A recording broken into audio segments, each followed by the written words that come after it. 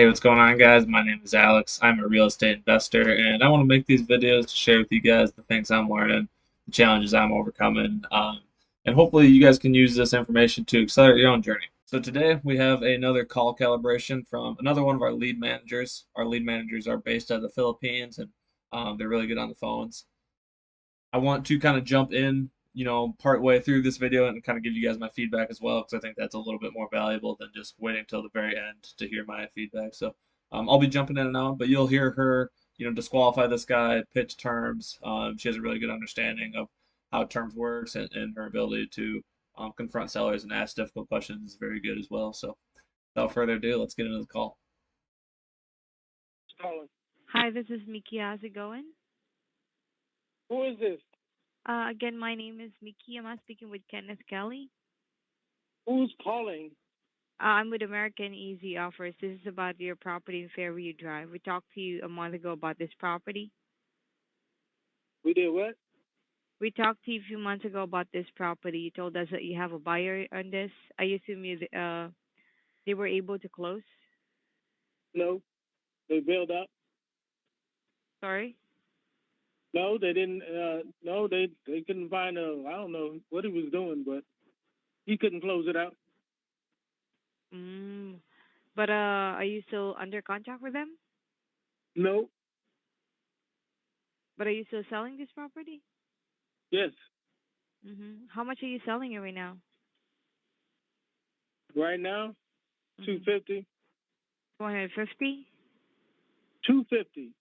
Yeah, 250. Yes. Okay. Well, aside from the price, do you have any other reason why you wanted to sell this property? Well, we're just trying to move on with life. Mm-hmm. So right here, this guy kind of comes out of the gate a little bit hot too, like who's calling, all that stuff. But she handles it well, stays cool, stays composed, and just carries on. Um, right here, where he says, "Just want to move on with life." I personally would have dug into that a little bit more. One strategy that might have been effective here is just reverse it, like move on with life, and just kind of ask it in a curious tone, like you don't really fully understand, kind of thing.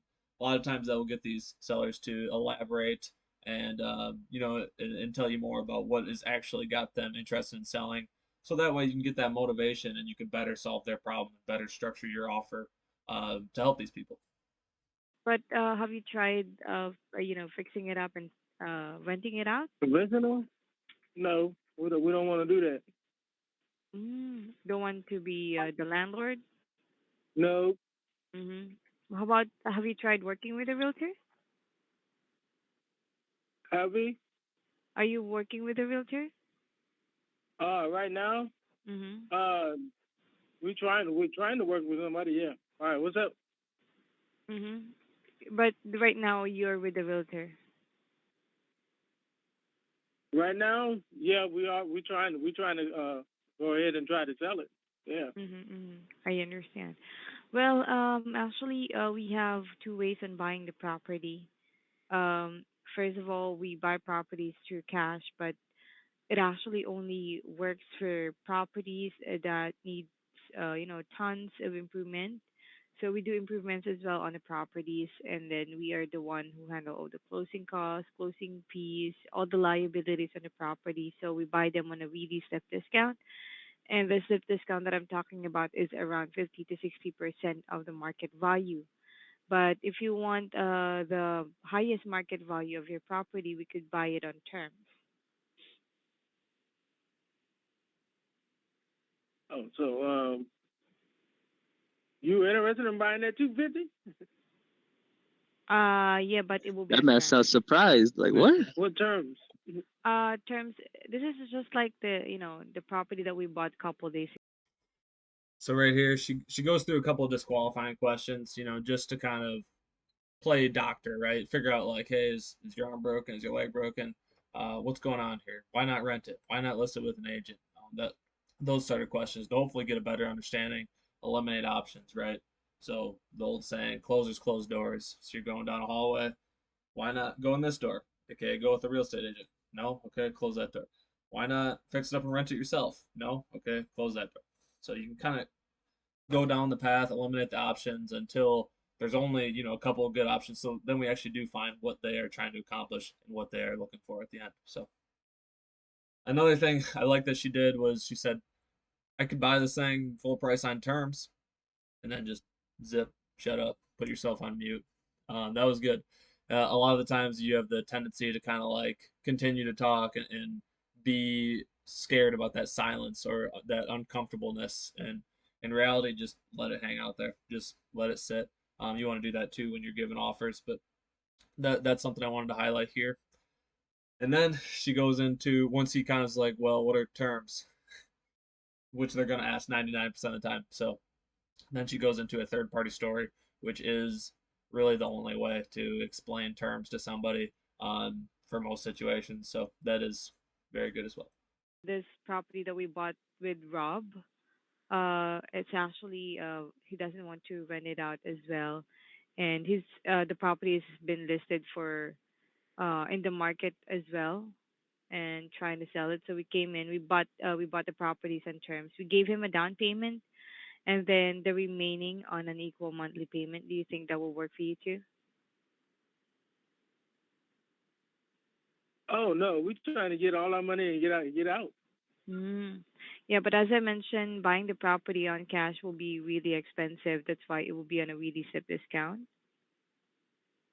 Oh no, because we still got a lien on the property. We still owe. Mm. Yeah, we still the bank. We still owe the bank. We don't own the property. You have a lien on We it? buying it. No, we buying it. How much do you have left on that? All about We could actually take over the payment of that mortgage and then give you your remaining equity on terms. no, no. I don't trust that. Mm, what do you mean? I mean, on terms, anything can happen. Mm-hmm. We, so you mean like you're worried about the future? What will happen in the future? Oh yeah, yeah. But as far as equity, all that stuff, yeah, anything can happen. Mm-hmm. Just so you know that we actually have 1,200 doors, so we make sure that the cash flows. So if we miss a payment in the future, that actually it never happened. We already bought a lot of properties and that never happened. So so what happened is that if we miss a payment, there's what we call performance deed. So the performance deed says that if we miss at least one payment, you'll get your property back right away. And if that happens, we will lose a lot. So we make sure that it's not gonna happen. Mm-hmm. Mhm. Well, you got to call me back tomorrow because, as you can see, my phone is ringling, ringling. I can hear. The two little things here. One is, when pitching terms, it's always better to say, hey, I just did this for somebody else. Why wouldn't that work here? Instead of, hey, I can do this for you. It's just a lot more effective at, getting somebody to actually consider that solution and see if it might actually benefit them. And then the second thing is the I don't trust you objection. So, one, it's going to have a lot to do with the confidence and the clarity with which you speak. That is going to be huge for them trusting you. Additionally, they don't have to trust you. That's kind of the beautiful thing. Just with the way we set it up, the paperwork we use, it spells out exactly what happens if I don't perform, exactly what happens if you don't perform. It's all out there on paper. Here's the consequences, X, Y, Z. That's a little bit better of a response than, oh, trust me, you can trust me, right? Like I have all these, my partners and I have all these doors and stuff like that. So um, it's definitely better to go the former route. All Just right. call me in the morning tomorrow. Okay. What you need to ask your wife is, how much down payment that will work for you guys, and then Um, how long is the term that you would like on this property? Okay. okay then. All right. Mm. But if you're the one who's gonna decide, do you think it will work for you this term that I'm talking about?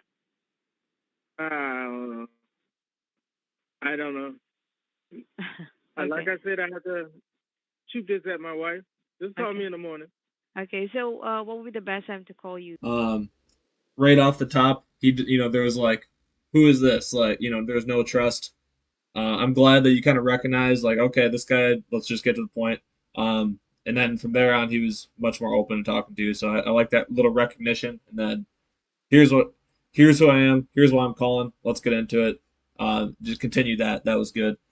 Um, the they couldn't close. He said no, they couldn't close, or they dipped out, or they bailed out. I don't remember what he said, but respond to that with some empathy. Be like, oh man, they left you at the closing table, or oh they weren't able to close, and then they'll be like, no, they dipped out, they weren't able to close.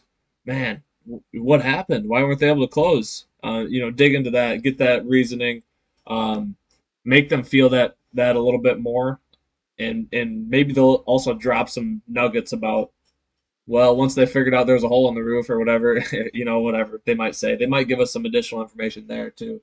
But also, when you crank up that empathy, they feel that pain a little bit more into something much lower. So him saying 250 could just be a smokescreen. So I would press on cash a little bit more.